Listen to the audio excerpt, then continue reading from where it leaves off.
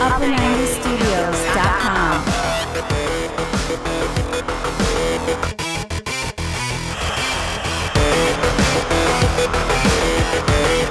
Hey, what's up guys? Welcome back to the channel.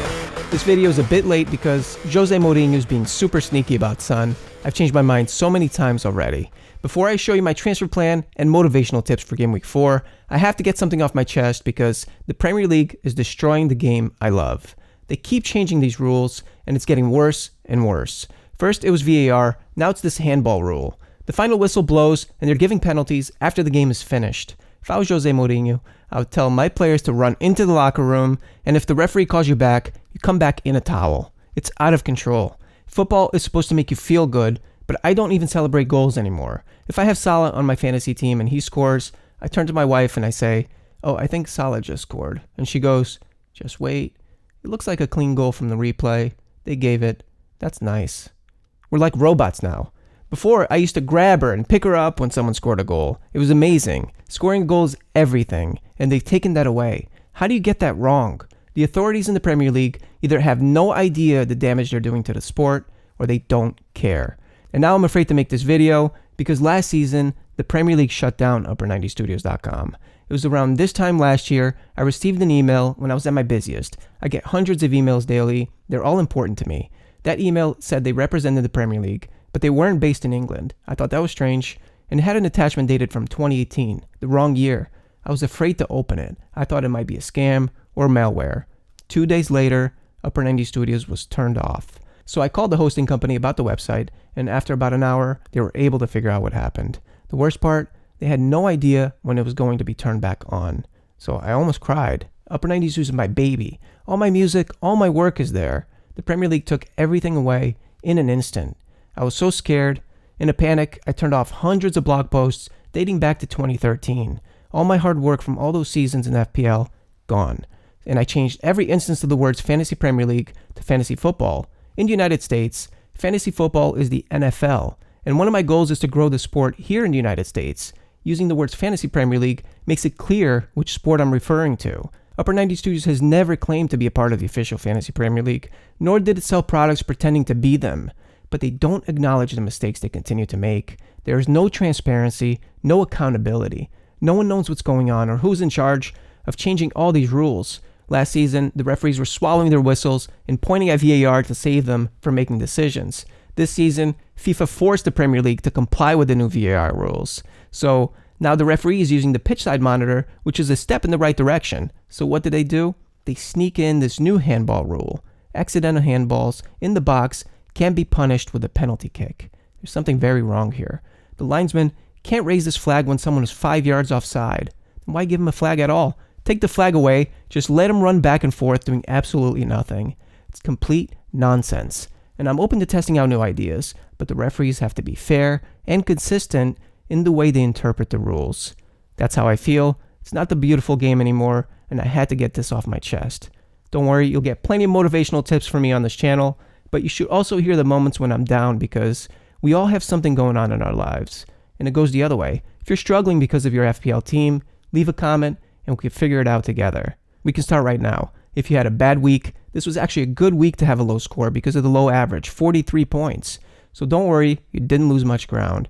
Now, if your wildcard scores 30 points when the average is 65, that's a bigger challenge. Then you can cry like me when they shut down my website. Let's get to the good stuff with a Game Week 3 review. What a week, 40 points, and I took a -8 hit.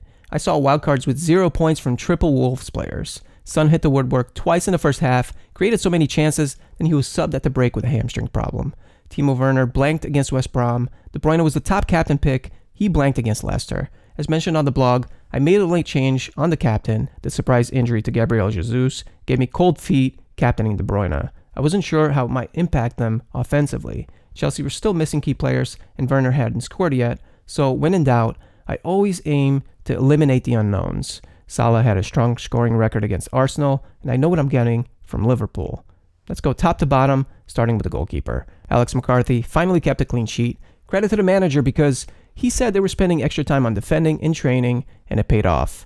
Alexander-Arnold, 7 points. He was excellent in the attack, 1 assist, maximum bonus points, and he almost scored with a rocket from outside the box that smashed against the crossbar. It was a dominant performance from Liverpool against Arsenal, probably the best I've seen him play since they clinched the title last season. It looked like they could score with every attack. The fullbacks were flying up the wings, and on this form, Liverpool can overpower any team. Check out my first draft team from preseason. Had Alexander-Arnold and Robertson at the back, plus Bruno Fernandes for Game Week 3. I don't regret choosing a different team in the end because living in a what-if state robs us of time and confidence to take new risks. So don't beat yourself up because you sold a player and he scored. Focus your energy on creating a new plan and moving forward. James Justin, 1 point. I can accept 1 point against Manchester City, except Leicester were unstoppable on the counter-attack. Mitchell, 1 point against Everton, was about what I expected. The idea was to go cheap at the back until I can identify the best defender for the long run, while investing in the attack because of all the goals being scored. Mitchell was a temporary solution. Now I'm focusing on stabilizing this position. We're getting more information as the season progresses, more options. Midfielders, James Rodriguez was fantastic despite the blank. In terms of FPL, yes, he dropped a bit deeper at times and ended up assisting the assister, but I also noticed he caught himself being too deep at times and he would suddenly sprint up the pitch. Once he feels more comfortable trusting Doucouré and Alan to cover for him, he will push forward and create even more chances and score goals. I'm bringing in players I'm excited to watch, and Everton, they're enjoying themselves this season. The forwards Calvert-Lewin has the perfect manager in Carlo Ancelotti. He's coached Shevchenko, Del Piero, Drogba, Cristiano Ronaldo, Zlatan. They averaged over 30 goals per season when playing for Ancelotti. That's not to say Calvert-Lewin can reach those levels, but I am curious to see how his game develops. Here are some of my notes on Everton. You can pause the video if you'd like. Ready now to let you go. That's a new song I'm working on called Fade Away. I haven't had too much time to work on my music, so the 2-week international break can't come soon enough. Timo Werner, he played well in the first 2 games. Game Week 3 was the worst performance. I can only remember a volley over the bar. Mason Mount didn't do him any favors with that cross.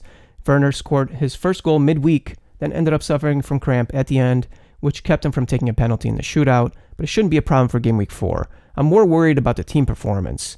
Alexander Mitrovic, 2 points. If you're a fan of stats, you'll love this one. Mitrovic had 7,000 headers off target against Aston Villa. Fulham have one trick in the attack, which is to cross the ball to Mitrovic. I might give him another chance against Wolves, who have now conceded 7 goals in their last 2 games. That's the information, so what's the plan for Game Week 4? Son has a hamstring problem, and Mourinho is being super shady about it because he faces his former club, Manchester United, Game Week 4. I watched Son towards the end of that first half, and I didn't see anything that pointed to an injury, but I'm not an expert. Check out @BenDinnery on Twitter for injury updates. Son is a massive part of my team structure. If I think he'll play Game Week 4, that's Plan A. If I think he'll be back after the international break, here's Plan B. The first step is to watch as many League Cup games as I can. Then if everything's okay, I can follow through with the transfers. I'm recording this video Wednesday morning, before the games, so the players could change. Here's my current squad for Game Week 4. If Son is out or a defender doesn't play, I don't have proper cover.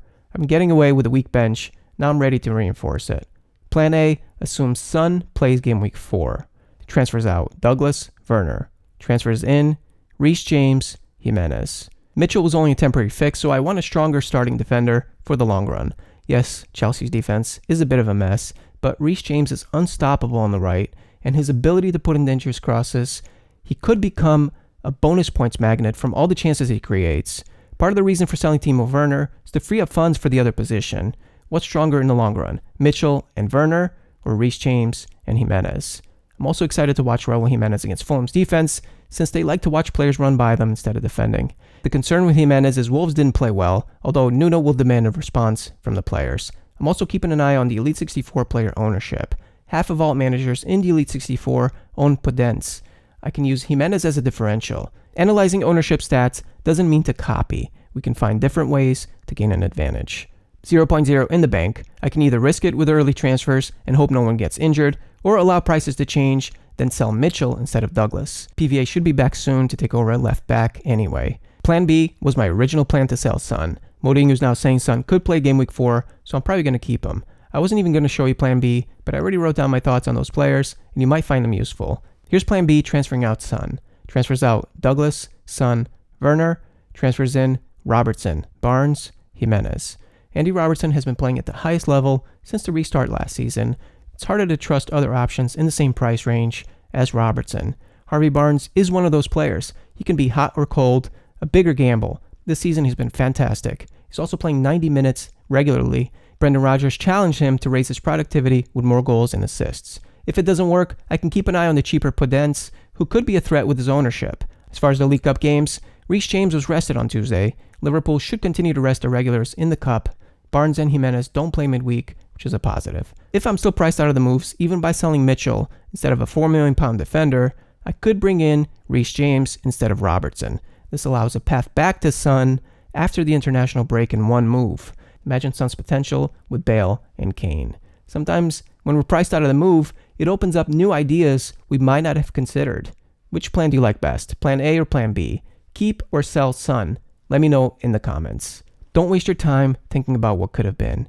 Focus your energy on creating multiple plans and taking action.